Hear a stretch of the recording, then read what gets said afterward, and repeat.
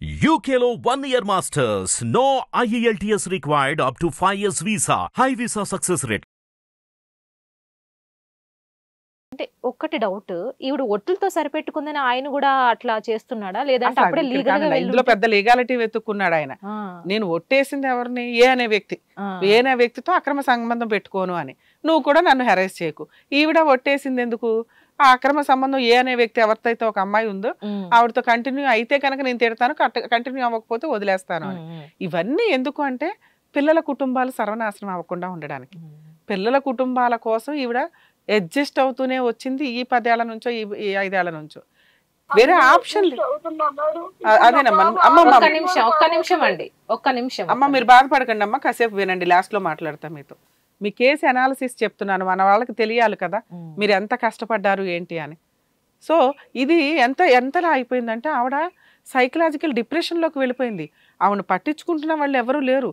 ఈ రోజున ఆవిడ హక్కులు మాట్లాడాల్సింది ఒక రకంగా, నా హక్కు ఇది అని మాట్లాడాల్సింది నుంచి బాబు ఎవడన్నా ముష్టేయండిరా బాబు అన్న పొజిషన్. కాళ్ళ మీద కాలేసుకుని 2 పనులను పెట్టుకొని చేయించుకోవాల్సిన మహాసముద్రం ఈదేసింది ఆవిడ. అలాంటి పొజిషన్ నుంచి కొడుకు ఒక 10,000 వేస్తే, కొడుకు కాదు మనవరాలు వస్తే ఒక 1,000 రూపాయలు తీసి ఇచ్చేలాగా ఉండాలి. ఎక్కడి నుంచి తీసిస్తుంది? కొడుకు 10,000 ఇస్తుంటే 1,000 రూపాయలు ఎలకిస్తుందా? బాగోదుగా. కొడుకు ఏమనుకుంటాడా, నేను ఇచ్చిన డబ్బులు ఏదో పంపించిందని. కోడలు అలాగే అంటది కదా. కోడల దృష్టిలో వీక్ అవుతున్నట్లు లెక్క. అక్కడ చూస్తే మామగారా వేస్ట్ ఫెలో అంటే అత్త అంటే ఓ రెస్పెక్ట్ ఓ భయం వాళ్ళకి దృష్టిలో లేదు. అటు ఇటు వీళ్ళకి కానీ అటు వాళ్ళకి కానీ ఉండదు ఇంకంతే. ఎందుకంటే ఈవిడికే పనికి మళ్ళీ తగాదాలు, ఈవిడితో మాకు అవసరమా? ఇంత గుడ్ విల్ డ్యామేజ్ అయిపోయి ఒక రకంగా ఒక డిప్రెషన్లో ఉంటున్న వ్యక్తి ఈవిడ. ఈవిడిని చాలా జాగ్రత్తగా చూసుకోవాలి ఒక రకంగా. అయినా ఆవిడ కొంచెం పాపం స్ట్రాంగ్గానే మాట్లాడుతుంది. ఉన్నంతలో ఇన్ని సమస్యల నుంచి కూడా ఆవిడ రియలైజ్ అయ్యి ఏదో మాట్లాడుకుంటుంది. ఏం అడుగుతుంది పద్ధతిగా? మేడం నా ఇల్లు నాకు ఉండాలి. ఆ ఇల్లు 100% ఆవిడదేనండి. ఆవిడ పేరు మీద ఉన్న ఇల్లుని కొడుకు కానీ కూతురు కానీ భర్త కానీ ఎవడు అడగడానికి కుదరదు. మరి ఇల్లు గడవడానికి ఎట్లా? మెయింటెనెన్స్లు కట్టాలి. ఆవిడకి ఆల్రెడీ అనారోగ్యం స్టార్ట్ అవుతుంది. ఏజ్ అంటే కొంత ఏవో ఒకటి ఉంటాయి. మెడికల్ ఎక్స్పెన్సెస్ ఎట్లా? వీళ్ళేం గవర్నమెంట్ ఎంప్లాయీస్ పెన్షన్స్ ఇంకేమి రావు ఇక్కడ. ఏమి ఫిక్స్డ్ డిపాజిట్లు లేవు, ఏదో ఇంట్రెస్ట్ అమౌంట్తో నడిచిపోద్దని. రెంటలు లేవు, పునాట్లలో బతకాలని. ఈ ఏజ్కి వచ్చేసరికి ఇలా ఒక ఇన్కమ్ జనరేట్ అయ్యేలాగా చూసుకోవాలి ఎవరైనా కానీ. ఏమీ చేయకపోయినా కాస్త కూర్చొని వాళ్ళ తిండి వాళ్ళ మెడిసిన్స్ వాళ్ళు ఎవ్వడు ఈ రోజున ఒకరికి సహాయం చేయట్లా, సర్వీసు చేయట్లా, సహాయం చెయ్యట్లా. సో ఈ పొజిషన్ ఉన్నప్పుడు ఎవరో కోడలో మనవడో అల్లుడో వీళ్ళంతా వచ్చి చూస్తారని కాదు, ఓ పనోళ్ళని పెట్టుకుని వీళ్ళ కాళ్ళ మీద వీళ్ళు గౌరవంగా బతికేలాగా ఈ పాటికి వాళ్ళు సెట్ చేసుకోవాలి. అది ఎవరి వల్ల పోయింది? హస్బెండ్ వల్ల పోయింది. నమ్మి పెళ్లి చేసుకున్న ఒక హస్బెండ్ ఎప్పటికప్పుడు కూతురు వయసు ఉన్న పిల్లలతోటిను వాళ్ళకంటే సగం వయసు ఉన్న పిల్లలతోటి అక్రమ సంబంధాలు పెట్టుకుంటూ నువ్వేం చేసుకుంటావో చేసుకో అంటూ నువ్వు గయ్యాలి అని ఒక ముద్ర వేసేసాడు. ఇక గయ్యాలి అవ్వకి ఏం చేస్తుంది? ఆవిడకున్న ఆయుధమే మాట్లాడడం, హక్కు అడగడం తప్పైపోతుంది. సో ఈ సిచ్యుయేషన్లో ఇప్పుడు ప్రజెంట్ ఈవిడికి సముద్రం అంతా ఈదేసింది. ఇప్పుడు నువ్వు కోర్టుకి వెళ్ళి ఇవేయమ్మా అని చెప్పడం దండగా. ఎందుకంటే ఆవిడ వెళ్ళే ఓపిక లేదు, వెళ్ళటం వల్ల యూజు లేదు. సో పరిష్కారం ఏమై ఉంటుంది? అయినా కూడా ఈవిడ కష్టం చెప్పుకుంటే అవతల వ్యక్తికి పనిష్మెంట్ పడేలాగా ఉంటేనే ఈవిడ ఎంతకాలం పడిన కష్టానికి ఒక రియలైజేషన్, అట్లీస్ట్ ఆవిడ మనసు సాటిస్ఫై అవుతుంది. అది ఈవిడ చెయ్యాల్సిందే. ఇప్పుడైనా తన గురించి తను ఆలోచించుకోవడం బెటరు. ఇప్పుడు నేను చెప్పే సలహా వల్ల వాళ్ళ కొడుకు కానీ కూతురు కానీ ఏమంటారంటే, అమ్మ చాలే అమ్మ, ఆయన ఇచ్చేది ఏంటి 10 రూపాయలు మేమే ఇస్తాం, మీరెవరు ఇవ్వడానికి? ఆవిడ హక్కు ఎవరి దగ్గర ఉంది? భర్త దగ్గర ఉంది. వాడు అక్రమ సంబంధాలు పెట్టుకుని ఊళ్ళో వాళ్ళకి ప్రాపర్టీలు కొనటం ఏంటి? నాకు ఇల్లు గడవకపోతే మీరు చెరొక 5,000 చెరొక 10,000 ఇవ్వడం ఏంటి? మీకోసం నేను ఇప్పటిదాకా పడిన కష్టం చాలు. మీరేం అడుగుతున్నారు? నాన్నకి విడాకులు ఇవ్వద్దని అడుగుతున్నారు. ఎందుకంటే మా పరువు పోద్దమ్మ. సరే, అసలు విడాకులు నేను ఇచ్చేదేంటి? సముద్రం అంతా ఇదేసాను, ఇంకా నేను విడాకులు ఇవ్వను. విడాకులు ఎందుకు కావాలి నాకు? వేరే పెళ్లి చేసుకోవడానికి. ఇప్పుడు వేరే మ్యారేజ్ ఆవిడ చేసుకోదుగా. సో వీళ్ళ కేసులో విడాకులు అనే పాత్ర లేదు. జ్యుడిషియల్ సపరేషన్ వేసుకుందామా? భర్త ఫోర్స్ఫుల్ గా వచ్చి హెరాస్ చేస్తుంటే అది అవసరంలా. ఎందుకంటే వాడే రావట్లేదు ఇక్కడ, ఈవిడ రానివ్వట్లేదు. ఎందుకంటే అట్లాంటి వ్యక్తిని ఎంటర్టైన్ చేయడం దండగా. ప్రతిసారి ఎంటర్టైన్ చేస్తూ మళ్ళీ నరకంలోకి వెళ్తుంది. అదే ఆలోచిస్తుంది. ఈవిడ జీవితంలో హ్యాపీనెస్ ఎక్కడుంది? ప్రతిసారి ఒట్లేయడం వెళ్ళడం, ఒట్లేసినా ఎందుకు నమ్ముతుందంటే మనిషి మాట మీదన్నా నిలబడతాడు అని. ఒట్టేస్తే ఏదో జరిగిపోద్దో, ఏదో క్రైమ్ జరిగిపోద్దో ఇదని కాదు. ఒటి తీసి గట్టు మీద పెట్టేయడం అనే ఆప్షన్స్ కూడా ఉన్నాయి ఆ రోజుల్లోనే. సో అట్లా అని కాదు, ఒక వ్యక్తి ఒక మాట ఇస్తే మాటకి చాలా ఇంపార్టెన్స్ ఉంటుంది, అది వాళ్ళ క్యారెక్టర్ని రిసైడ్ చేస్తుంది. ఆ మాట ఇక్కడ లేదు. ఈవిడ ఉద్దేశం ఏంటంటే మాటకి ఇంపార్టెన్స్ ఇస్తుంది, అంత మంచి మనిషి, అట్లీస్ట్ ఏదో కాపురం నిలబెట్టుకోవడం కోసం అని. సో ఈ పొజిషన్లో ఈవిడ ఇప్పుడు రిలాక్స్ అవ్వాలి, ఈవిడికి హ్యాపీ కలగాలి. హ్యాపీ కలగాలంటే ఏం చేయాలా? కొడుకు కూతురు ఏమి ఇస్తారో తీసుకోవడం, అది వాళ్ళు ఇవ్వాల్సిన డ్యూటీ వాళ్ళది, వాళ్ళు ఇస్తారు తీసుకోవాలి. వాళ్ళు ఇస్తున్నారు కాబట్టి ఈయన ఇవ్వకూడదని ఎక్కడా లేదు. ఈవిడ రిలాక్స్ అవ్వాలంటే ఈయన మీద ఏదన్నా ఒక బాణం వేయాలి. ఏంటా బాణం? ఒకటే కేసు, 498 DVCలు ఇవి ఏమీ వద్దు, మెయింటెనెన్స్ కేసు ఒకటి వేసుకోవడం. ఎందుకంటే ఆవిడ కాళ్ళ మీద ఆవిడ నిలబడాలి అంటే, ఒక పనమ్మాయిని పెట్టుకొని ఆవిడ ప్రొసీడింగ్స్ నడిపించాలంటే టైం పాస్కు ఒక మెయింటెనెన్స్ కేసు ఫైల్ చేయడం. ఈవిడికి ఇల్లు ఉంది కాబట్టి మరి మెయింటెనెన్స్ రాదా అంటే, ఇల్లు ఉన్నా ఈవిడికి మెయింటెనెన్స్ వస్తుంది. ఎందుకంటే భర్త ఆల్రెడీ అంతకంటే బెటర్ రేంజ్లో బతుకుతున్నాడు, భార్యని వదిలేసి బతుకుతున్నాడు. ఆయనకు వెనుక మొన్న లేకపోయినా ఆవిడ చేయాల్సిన పని మెయింటెనెన్స్ కేసు. ఇలా ఆల్రెడీ కోడలికి సంబంధించిన డాక్యుమెంట్స్ గోల్డ్ ఏవో పెట్టేసుకుని తాకట్లు పెట్టి వసూలు చేసుకున్నాడు, కూతురికి సంబంధించినవి వసూలు చేసుకున్నాడు. అవి కావాలి అంటే డొమెస్టిక్ వైలెన్స్ కేసు ద్వారా, అంటే DVC కేసు ద్వారా మెయింటెనెన్స్ అడగాలి, ఈ సామాన్ అడగాలి. ఇవి ఏం జరిగినా వెనక్కి రావు, ఎందుకంటే అవి బిజినెస్లో పెట్టారు, అమ్మేశారు, అయిపోయినాయి.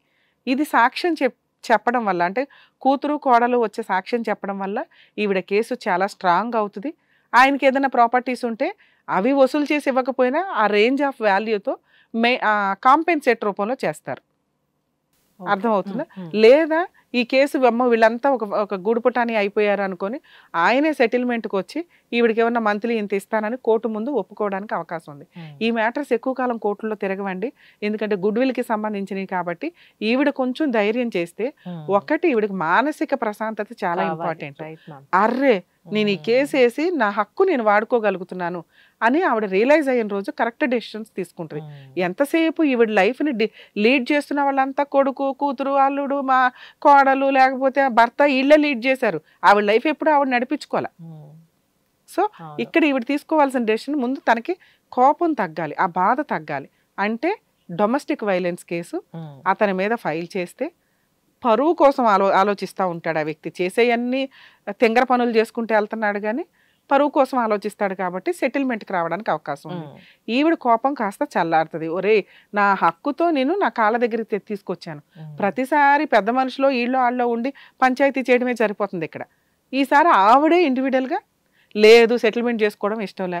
ఈ కేసు ఇలా నడవడం వల్ల ఒక 3 to 5 years ఆయన కోర్టుల చుట్టూ తిరగాల్సి ఉంటుంది. ఈ లోపు అందులో ఇంటీరియర్ మెయింటెనెన్స్ వేసుకుంటే పిల్లలు ఇచ్చే డబ్బులతో ఈవిడ ఇది కొంచెం టైం పాస్గా నడిపించగలిగితే ఈవిడ కష్టం కోర్టుకి చెప్పగలిగింది.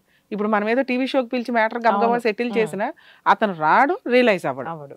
సో డొమెస్టిక్ వైలెన్స్ కేసు ద్వారా కూతురికి కోడలికి రావాల్సిన వసూలు చేయడానికి ఈవిడ ద్వారానే ఇచ్చారుగా వాళ్ళు, అలా వసూలు చేయడానికి, అలాగే ఈవిడ మెయింటెనెన్స్ వసూలు చేయడానికి, ఆయన దగ్గర నుంచి ప్రొటెక్షన్ తీసుకోవడానికి, ఆయన ఆస్తులు బ్లాక్ చేయడానికి ఆ ఒక్క కేసు సైమల్టేనియస్గా సరిపోతుంది.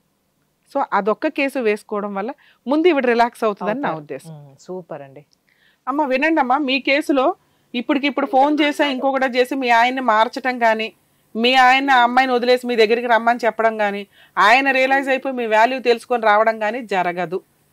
అసలు ఆయన మీ సరౌండింగ్లో వద్దు కొంతకాలం. మీరు మీ వరకు మీరు మీ కాళ్ళ మీద మీరు కాలేసుకొని కూర్చొని ఏ టీవీయో చూసుకుంటూ ఆ వచ్చే మెయింటెనెన్స్లతో హ్యాపీగా బతికితే ముందు ఈ మెంటల్ టెన్షన్ తగ్గిద్ది, మీలో ఆ కోపము ఆ ఉక్రోషం ఆ బాధ తగ్గుతాయి. ఇప్పుడు నేను చెప్పినట్లుగా డొమెస్టిక్ వైలెన్స్ కేసు మీ పిల్లలు సపోర్ట్ చేయకపోయినా మీ చుట్టుపక్కల ఎవరో ఒకరు పరిచయం ఉంటారు కదమ్మా, ఒక లాయర్ని కలిసి ముందు అర్జెంటుగా నేను చెప్పినట్టు నోటీస్ పంపించి డొమెస్టిక్ వైలెన్స్ కేసు వేయండి. అందులో మీ కోడల నుంచి రావాల్సిన, మీ కోడల దగ్గర నుంచి తీసుకున్న గోల్డ్కి సంబంధించి, మీ కూతురికి సంబంధించిన గోల్డ్కి సంబంధించి, అలాగే మీకు రావాల్సిన న్యాయం కోసం, కాంపెన్సేషన్ కోసం, మంత్లీ మెయింటెనెన్స్ కోసం, అంటే ఒక 5 కేసులతో సమానం అమ్మ. అదొకటి కోర్టులో ఫైల్ చేసి రిలాక్స్గా తిరుగుతూ ఉండండి. ఆయన కోర్టులకు తిరగడమే నువ్వు ఇచ్చే పెద్ద పనిష్మెంట్. 100% మీకు మెయింటెనెన్స్ వస్తుందమ్మా, మీ ఆయన ఏదైనా జాబ్ చేస్తున్నా చెయ్యకపోయినా. నెక్స్ట్ మీరు వేసిన కేసులో అంతకు పనిష్మెంట్లు పడడానికి అవకాశం ఉన్నాయి, ఎందుకంటే మీ గోల్డ్ ఇవన్నీ ఎవిడెన్స్లు ఉన్నాయి కాబట్టి. అతని ప్రాపర్టీ ఏదైనా అటాచ్ చేసి మీకు ఆ అమౌంట్ రూపంలో అది క్లియర్ చేయడానికి ఎక్కువ అవకాశం ఉంది. కాబట్టి మీరు ధైర్యంగా బాధపడకుండా ఈ పని చేసుకుంటూ వెళ్తే మీరు మానసికంగా కొంచెం హ్యాపీ ఉంటారని నా ఉద్దేశం.